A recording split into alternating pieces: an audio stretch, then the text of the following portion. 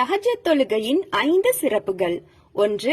கடமையான தொழுகைக்கு பிறகு சிறந்த தொழுகை தஹஜ்ஜத் தொழுகை. 2.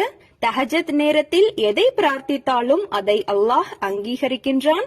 3. தஹஜ்ஜத் நேரத்தில் பாவ மன்னிப்பு கோரினால் அல்லாஹ் அதை மன்னிக்கின்றான். 4. தஹஜ்ஜத் தொழுகை தொழுபவர்கள் சுவர்க்கத்தில் நுழையக்கூடியவராக இருக்கின்றார்கள். 5. தஹஜ்ஜத் தொழுகை அல்லாஹ்விடம் நம்மை நெருக்கமாக்கி வைக்கிறது.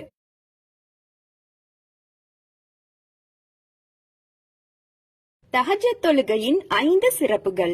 1. கடமையான தொழுகைக்கு பிறகு சிறந்த தொழுகை தஹஜ்ஜத் தொழுகை. 2. தஹஜ்ஜத் நேரத்தில் எதை பிரார்த்தித்தாலும் அதை அல்லாஹ் அங்கீகரிக்கின்றான். 3.